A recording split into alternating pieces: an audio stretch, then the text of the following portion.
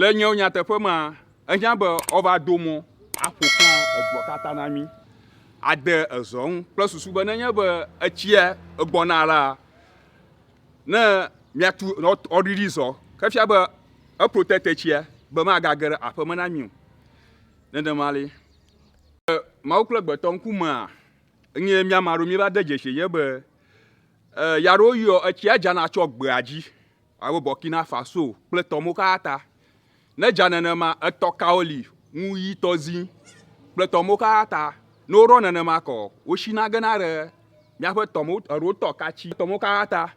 etɔ ʋamavi afia dzi katã eva kɔna ɖe miaƒe Kita Laguna me kɔ eɖa ami ya ɖewo yio ke ya ɖewo yio nenye be tsia me dza le egba dzi o awɔnɛ be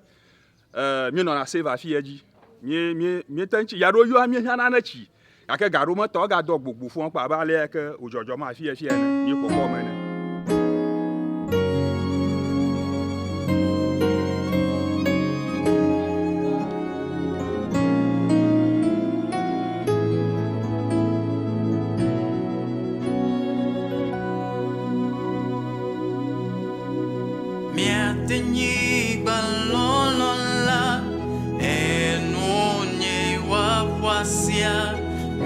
Etsia ɖe mia le gbegbe ɖoɖɔ ɖe mɔƒɔ mafia katã ʋu be le amenuveve ma mianyui mati amenye dzi eƒle ekɔ kpeƒu kɔ eʋu eve enyi kɔfi le afia le eke tsia exe mɔ gake mi xe mɔ nɛ le gbegbe ne wòva mata gava yi. Eku mieli ko ne mieli se kple se kɔ he ne ƒo gawo eyina ɖe gawo ɖeke via kɔ eyi katã galɔ ava kɔ ɖi ko teƒe aɖeke megali mi ganɔ totom ke ɖe mianɔ dɔme mɔto alo mianɔ tsia tsom ekaka ne ƒo gawo yina ɖe gawo ɖeke via kɔ nakpɔ be etsia va xɔ fia katã. Ne va nenema enɔ gbeɖuɖɔ kple nuwo katã kɔm nɔ kɔkɔm ɖe aƒea me ne gate kpɔ mɔ ɖeka o ta fia mi efifle fia teƒe aɖeka le fɔ hafi mietɔ ƒoa enya ŋusesẽ hafi miayi tɔƒo emɔ va la kɔe na be mi gate tɔƒo yi tɔƒo edem eŋuɖɔ ne ŋɔ ke fia ke ko mianɔ tsatsame kɔdu mianɔ yi abe dɔ ɖeke megala li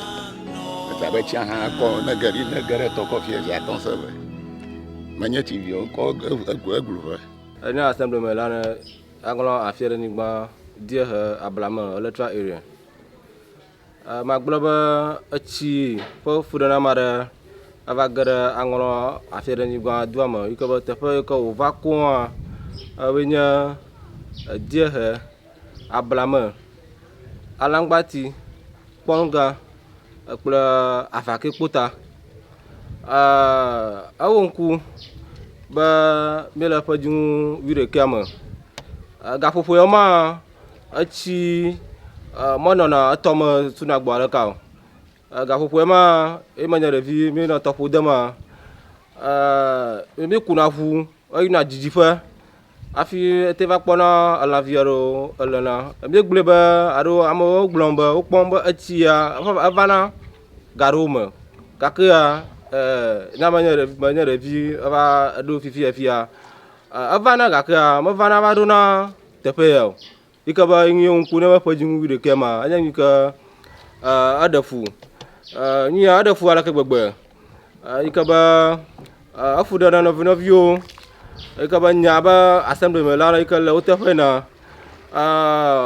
me ne woƒe ŋgɔgbe yi ke be nadmo tɔwo ƒe amegã yi ke le kata mekplɔe vɛ afi aƒetɔ God knows blebu ye wòva kpɔ nuwo katã le ŋku ɖe ŋu yi ke be do ŋgbe na mi be ya asi de ge gbalẽ ɖewo te aha kɔ yi ɖe yeƒe etanɔƒe alebe ne yi ɖe tanɔƒea ɖoɖo li wova woe gake wo bla anyi be eke mi ƒo fifi le fia míenya leke sem o yi ke gate ɖe dzinye koe nye be amu ya mía ɖem eye tsaƒu eɖame le ketea wole be Ghana katã si yi ke be ame yiwo ke wòle be va wo ŋunana kple tɔmɔ wowoe ne mi ŋutɔ mi kpo nye mi le ŋku ɖe ŋu amu yi ke fu ɖem ɖe aŋlɔ afia ɖe nyigba die he ablame alãgbati kpɔnga afiafia gɔ̃ abe esẽ ŋɔ wu atsaƒu ye abe tsaƒu le ko va ŋkeke vetɔ ko gatrɔ dzo eya eva xɔ nɔƒe ɖe afi ye eya ta ɖaka gblɔ mi wòle medom ɖe kata municipal assembly ke be bubutɔ Emmanuel Gemegã ele ŋgɔ na míaƒe MP bubutɔ Kwame Dzɔlegakpe eye ŋutɔ aƒevie etɔ ko wote ƒo ye wòdzɔ ɖe kata ƒe akpa dzi ye woŋuwo lém vɛ sandi mɔlu matres eŋuwo wolé vɛ yi ke be te kpe ɖe ame ŋuwo be míade aŋlɔ afi anyigbatɔ hã wo hã wonye Ghanaviwo yi ke be wodze ne nu yi ke edzɔ ɖe kata ƒe akpa dzi dzɔdzɔm le aŋlɔ afi anyigba wo hã wodze na nuvevi yi ke nye mekpɔ yi ke be me eƒo ka kple ame aɖewo me sese me nye be ne miekpɔ afi yi ke dze mikpɔ be enyi ma le afi ma ekpɔ aɖewo me le afi ma xɔ vi aɖewo le dzi menya be etsam mikpɔ na ŋu me gake be mikpɔm fia ame aɖewo tso edukɔ bubu aɖewo me yewo va ɖo dze wobe va ɖo dzeraƒe le afi godzi yi ke mi gɔme se me nye be ame amewo va fi ma wole efiafia be map yi ke wobe kata lagoon complex kata lagoon complex map aɖe li efiafia be afi ma amewo le woge ɖe map me etsia ɖo ne sisi to na ɖoɖo aɖewo ŋu wodo kpokpo mo ɖo abe etsia mete gbagbã ge ɖe afi ma o etsia ɖe kɔ lo kpokpo kɔ etrɔ gake míaƒe expertwo gbegblɔ na mi be climate change yi tututu ye nye climate change ya mo me ɖem na mi ɖeko be climate change nyame kpɔm abe ame ɖeka ne be míatɔwo woƒe edzeraƒe wo ɖo ɖe afi godzi ye ehã nye eŋu ɖeka yi ke be enye kɔsim mi yi ɖe agave dzi aɖina wo ɖo dzeraƒe le afi ma wosi kpokpo kɔkɔ wu me wotɔ no be kata lagoon complex re maɖo be míaƒe tagbafia kolo etɔ fia kaka va do ɖe denu akame afi ma katã ne le ŋku ɖe míaƒe afi bridge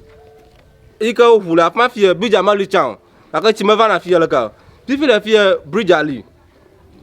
etsia sisi me yi ɖe akpa me dzi gake etsia sisi me ne mi ɖe tɔgɔ fia kpɔ ke be etsia va lé aŋlɔ afi anyigba gã ekpɔ afi ma katã ama efiafia ko be etsia mete mo kpɔm edzodzo mu yi ɖe akame deŋu ƒe akpa me dzɔ abe míatɔwo wo va xɔ agave dzi aɖina kpɔtɔmo be yewo ɖo edzeraƒe ɖe afi ma eya ta ɖe eya yina dziɖuɖu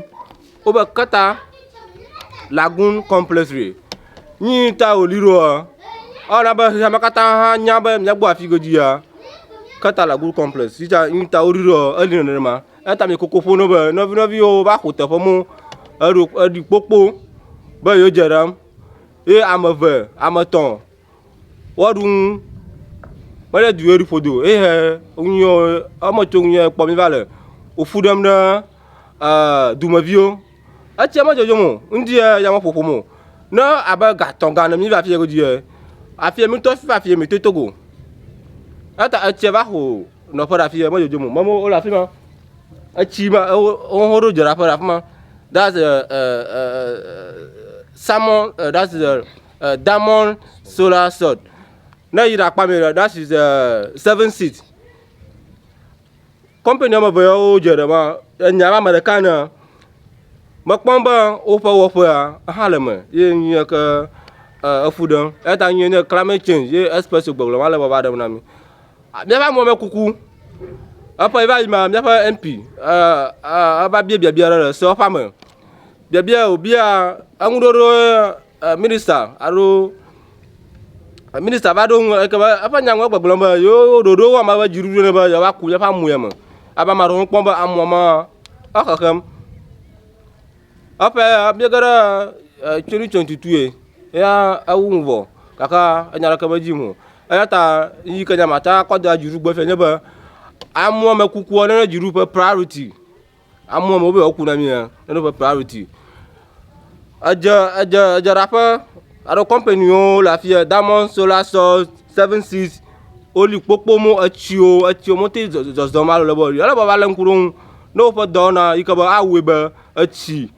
nava wɔe be abe ƒe wo ƒe wuiatɔ̃ ƒe blaeve fi kɔta nava nye tɔme ale be wɔna wodzo yi ɖe wode abe mía abe Ghana vi nyame te ge ɖe wode míava wɔ nyuie míava wɔ abe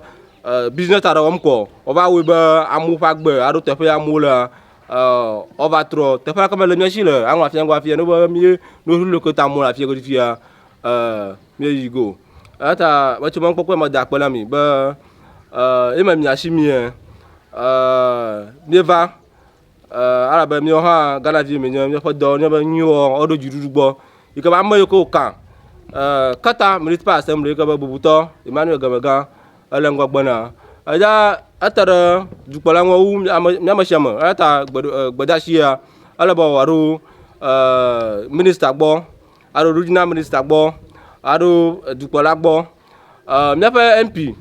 bubuto Kwame Jologakpe enya safa maila e ka ba ala mi ta fa la safa mal kata constituency e ka mi gboko ha atara minister ika astanya atara ika ba ha waga atara won novio kata aboyo jo kata amova ka former president Mahama ava corporate Ghana stolema ha vo ika ba ova won na amu e fi taflachi emi va fi amu abo la pa maka bo ga toji amaka ya yima la ko aba leve chero na yi magati na kan kpogale ma arako ata ne nyika ada futa de koko popo na jiru kla ma ko ka ima aglo to hi ka ba mi alan kura